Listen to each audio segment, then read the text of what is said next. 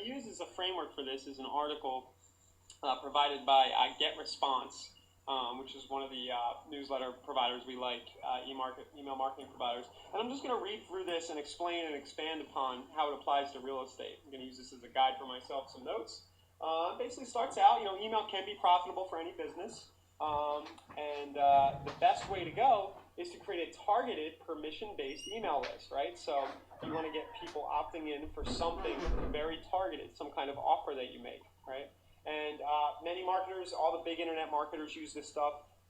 Not too many real estaters seem to use it consistently. A lot of people have databases and they'll send emails, but it's sort of hit or miss. And if you build these little systems around email marketing, you should do very well, right? So here are the steps, and I really like this article. I think it does a really good job of explaining how to go about doing this. The first step, the most important thing, is to provide useful, relevant content, right? So in order to get somebody to opt in the first place, you have to offer something pretty cool, something that your competitors probably aren't offering, something that the person's going to want based on where they found you, how they got to your site. So if you drove traffic to a squeeze page about some content, make sure you offer something really cool related to that.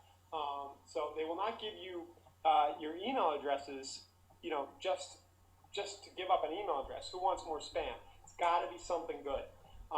Make sure that you have a subscription form on every page of your site, right? And that's why we recommend solutions like GetResponse and Aweber, because you can easily make subscription forms that build the list database. They just filter right in, they're attached, and it's all done for you. You just put the form on your site and it feeds the database. Make sure the form stands out and is easy to find, right? Don't make it cluttered, right? Make it just very simple and easy to opt into. And they're saying here, which is a good technique, we do this a lot too, put a form maybe toward the top and toward the bottom. You can put it in two different spots on your site. Just keep them away from each other. Keep in mind, people are going to scan up at the top left of your site, and then as they leave, they're going to scroll down. So up toward the top left or the top right, and the sidebar is pretty good, and then down at the bottom of a post is a good place to have an opt-in form.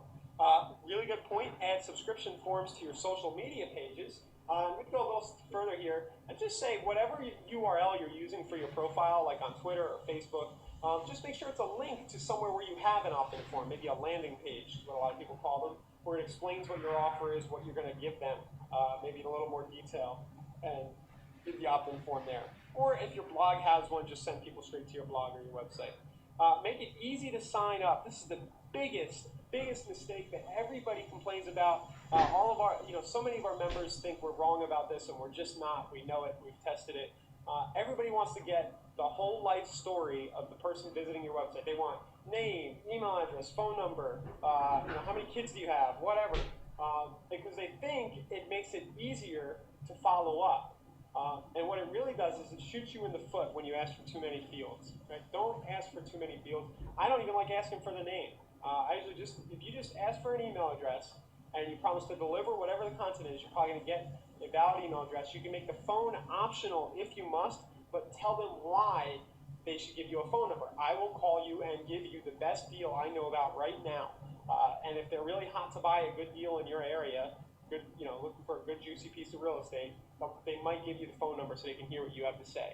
But don't just ask for a phone, and don't ask for too many fields, because it'll lower the rate of opt-in. Who has time to fill out all those fields, and who wants to give you, who they don't even know yet, your life story?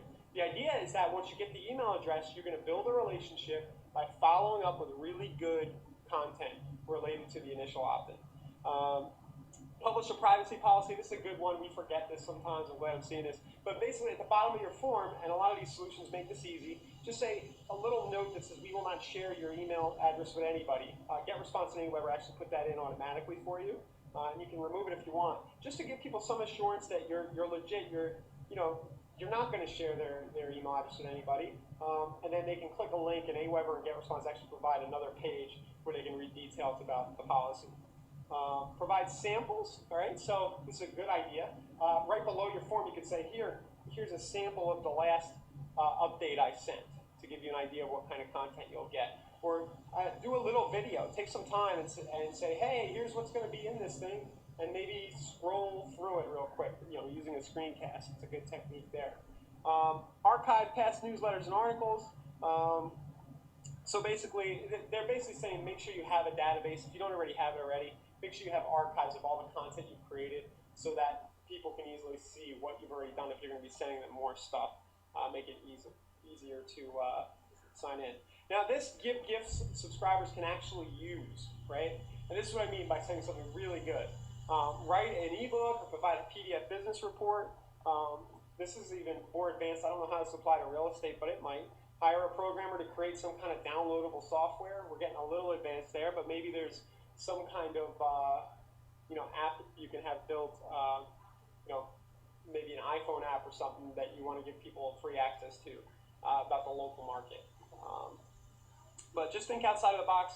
Give something really good. Video is always good. Training. If you can give 7 free trainings, if you can do an e-course over the next 10 days, we'll give you a step-by-step neighborhood breakdown of all the hottest neighborhoods to invest in this area. One by one, we'll give you a nice video tour, and we'll explain why you should invest here and what to watch out for. If you take the time to do something like that, you can put it on autopilot with the email marketing software, and if you invest the time up front, you can have a much better chance of getting those opt-ins and building a list that loves you. Let others print your newsletter. This is kind of interesting. It sort of plays into another video we're probably going to record where you could actually see if you could get this opt-in on other business owner sites in your area, where you can basically kind of share lists. You can get maybe a restaurant owner who has built up a list of people interested in his coupons to send out, your newsletter along with his, or a little paragraph from yours. And we'll talk a little bit more about that, about how to sort of hijack each other's lists or trade lists in a kosher way. Include a sign-up button in your newsletter. So just make sure the button's nice and big and it says, hey. Well, they're actually talking here about when you send the actual email out, make sure there's a way, a call to action, so that if that email gets passed around, other people can sign up and get in there. Then it talks a little bit about squeeze pages. We won't go into that right now. It just says blog religiously, post on other blogs in order to build a list. And of course, if you can get yourself contributing on some other local blogs that actually get some traffic, and you can do a weekly column about real estate in your area, and the end of each post has a call to action to somewhere where you have an opt-in form, or you can put your opt-in form right in the post if the blogger is a friend of yours and is flexible. You're going to be able to build your list a lot faster, right? So see if you can get the mortgage guy, see who's got action. There are local bloggers who love free content. You always want something neat to put on your site to get SEO juice, and if somebody's going to give you some good content, that's a great way to go to help build your list so that you have more people to follow up with. Go ahead and guest blog on other sites.